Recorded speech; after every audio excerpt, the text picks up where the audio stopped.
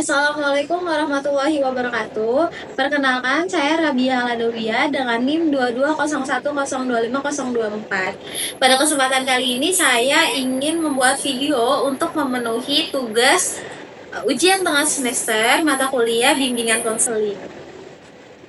Baik, saya akan menjawab pertanyaan nomor 1, yaitu bagaimana urgensi bimbingan dan konseling di sekolah dasar.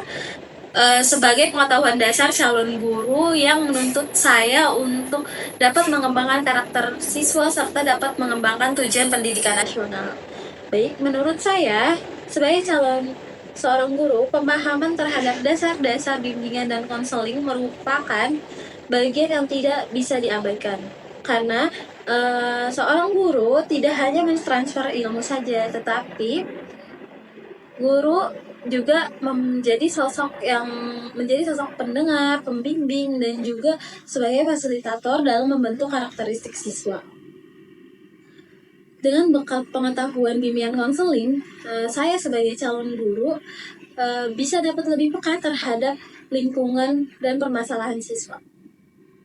Mampu memberikan perhatian yang tepat serta menciptakan lingkungan belajar yang sehat secara emosional dan juga sosial. Menurut saya juga, bimbingan konseling ini berkontribusi besar terhadap tercapainya tujuan pendidikan nasional, yaitu membentuk peserta didik yang beriman, berakhlak mulia, cakap, sehat, kreatif, mandiri, dan menjadi warga negara yang bertanggung jawab. Contohnya, pada peserta didik di kelas 4 SD, ia ini sering terlihat murung, tidak semangat belajar, dan suka menyendiri. Sebagai calon guru yang memahami dasar-dasar bimbingan dan konseling, saya tentunya tidak langsung menegurnya, melainkan mendekatinya secara personal dan empati. Setelah beberapa kali saya berbicara dengannya, siswa tersebut mengaku sering dimarahi di rumahnya, sehingga ia kehilangan semangat. Dengan demikian, pendekatan konseling yang sederhana dan berkoordinasi dengan guru BK, ia juga merasa mulai sedikit diperhatikan, semangat belajarnya juga pulih, dan ia kembali aktif di kelas. Dari situ terlihat bahwa bimbingan dan konseling ini membentuk karakter siswa dan menciptakan lingkungan yang sehat dan juga menunjang tercapainya tujuan pendidikan nasional. Baik, selanjutnya saya akan menjawab pertanyaan nomor 2, yaitu apa yang saya pahami mengenai karakter anak usia sekolah dasar. Yang saya pahami terhadap karakteristik anak sekolah dasar yaitu anak yang berada dalam fase perkembangan yang sangat penting, baik secara fisik, kognitif, emosional, dan juga sosial. Jadi karakter utama anak sekolah dasar itu kan yang pertama adalah rasa ingin tahu yang tinggi. Jadi anak-anak pada usia ini tuh sangat aktif bertanya dan ingin tahu tentang hal-hal yang ada di sekitarnya, dikarenakan mereka ini belajar melalui pengalaman langsung. Contohnya, seorang siswa bertanya, kenapa pelangi bisa muncul setelah hujan? Nah, ini menunjukkan keinginan tahuan alami yang harus dijawab dengan pendekatan yang lebih eksploratif. Nah, memahami karakteristik mereka juga sangat penting bagi calon seorang guru, termasuk saya, agar dapat memberikan pendekatan pembelajaran yang sesuai. Dengan memahami karakter anak usia sekolah dasar, tentunya guru dapat merancang pembelajaran yang menyenangkan, membangun kedisiplinan, dengan cara yang mendukung kepribadian mereka secara utuh. Menjawab pertanyaan nomor 3, di mana ini hasil wawancara saya dengan narasumber. Nah, masa sekolah dasar ini merupakan tahap yang penting bagi pembentukan karakter anak usia sekolah dasar. Nah, kebiasaan belajar serta perkembangan sosial dan emosional ini juga didapatkan dari sini. Nah, dari hasil wawancara saya dengan narasumber, terlihat bahwa banyak siswa yang mengalami berbagai tantangan bersifat akademik. Selain akademik, mereka juga mengalami tantangan bersifat sosial dan juga psikologisnya. Nah, kesulitan dalam memahami pembelajaran seperti matematika ini merupakan salah satu hambatan utama, terutama jika metode pengajaran guru ini tidak variatif. atau tidak memperhatikan gaya belajar mereka, setiap individual mereka.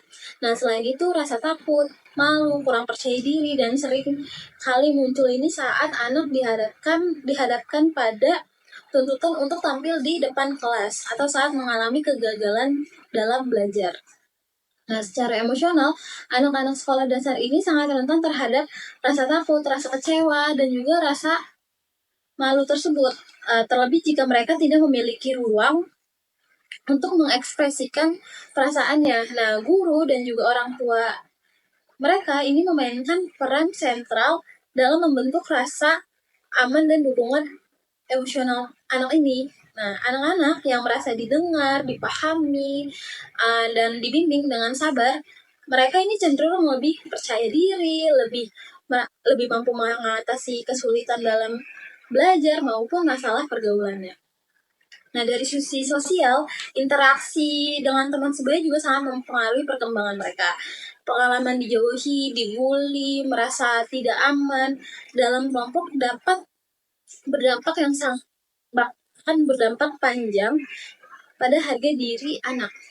Sayangnya nih semua guru tidak semua guru ini siap untuk menghadapi dan juga menangani dinamika sosial ini dengan pendekatan yang bijak dan juga adil. Faktor lingkungan juga sangat berperan, di mana kondisi rumah yang mendukung, fasilitas sekolah yang memadai, serta suasana belajar yang kondusif yang ini sangat membantu untuk membangun proses pendidikan ini lebih baik.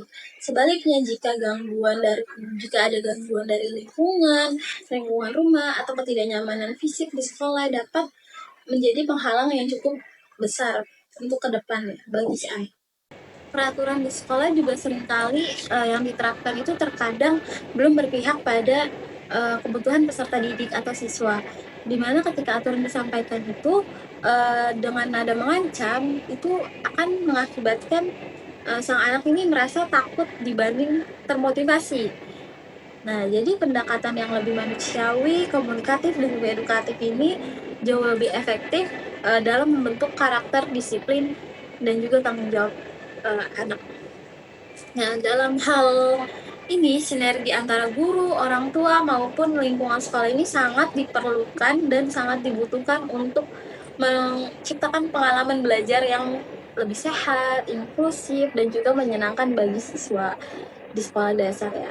Nah, dukungan moral juga, pendekatan yang empatik, serta perhatian yang konsisten merupakan fondasi penting dalam mengatasi berbagai tantangan yang akan dihadapi anak pada tahap perkembangan awal ini. Baik, selanjutnya saya akan menjawab pertanyaan nomor 4. Bagaimana hasil wawancara tersebut? Menurut saya, masalah apa saja yang sering terjadi di sekolah dasar? Nah, dari hasil wawancara saya dengan narasumber saya, masalah yang sering kali terjadi pada sekolah dasar ini, yang pertama itu kesulitan akademik, seperti ketinggalan pelajaran dan juga kurangnya pemahaman konsep. Yang kedua yaitu kurangnya empati atau perhatian dari guru terhadap murid yang tertinggal. Kemudian yang ketiga ini adanya rasa malu, minder saat tampil di depan kelas juga, seperti yang sudah saya jelaskan pada sebelumnya. Nah, kemudian yang sering terjadi juga adanya konflik sosial, di mana biasanya anak-anak SD ini termasuk temannya ini sering ejek-ejekan atau jadinya mereka tuh akan merasa memiliki perasaan dikucilkan sejak ada di bangku sekolah dasar. Kemudian yang terakhir ini peraturan sekolah yang terkadang terlalu keras dan juga tidak disesuaikan dengan kondisi sang anak. Selanjutnya, saya akan menjawab pertanyaan yang terakhir, yaitu nomor 5. Jika saya sebagai praktisi sekolah, bagaimana sebaiknya tindakan yang akan saya lakukan jika masalah yang sering terjadi di sekolah itu? Apa tindakan saya? Nah, tindakan saya, jika saya menjadi praktisi sekolah, hal-hal yang akan saya ambil yang pertama itu pendekatan diferensiasi belajar, di mana guru ini perlu menyadari bahwa tiap anak belajar dengan kecepatan dan juga cara belajar yang sangat berbeda-beda. Karena setiap individual ini memiliki gaya belajar yang juga berbeda-beda. Kemudian saya akan mengambil langkah yaitu peningkatan pelatihan guru dan juga pelatihan guru dalam psikologis anak, di mana guru ini perlu adanya latihan atau perlu dilatih untuk mengenali tanda-tanda kesulitan belajar dan juga emosional anak. Yang ketiga itu menciptakan budaya kelas yang aman dan juga suportif. Tentunya dengan dorongan anak yang sebaya dan juga menciptakan suasana belajar yang aman, ini akan mendorong peserta didik atau mendorong sang anak ini untuk lebih bertanya dan juga tidak takut untuk mengungkapkan apa yang mereka rasakan. Nah, kemudian saya akan mengambil kebijakan disiplin yang mendidik, bukan yang menakut-nakuti. Jika saya nantinya menjadi praktisi sekolah, tentunya saya akan memberikan konsekuensi yang akan membangun mereka, bukan yang untuk mempermalukan mereka atau menakut-nakuti mereka. Kemudian saya akan melibatkan orang tua yang lebih aktif lagi. Nah, keterlibatan orang tua yang aktif ini akan mempengaruhi perkembangan anak. Kemudian juga orang tua akan lebih mengetahui perkembangan anak mereka dan juga saya akan memberikan orang tua mereka untuk edukasi tentang peran mereka juga di rumah.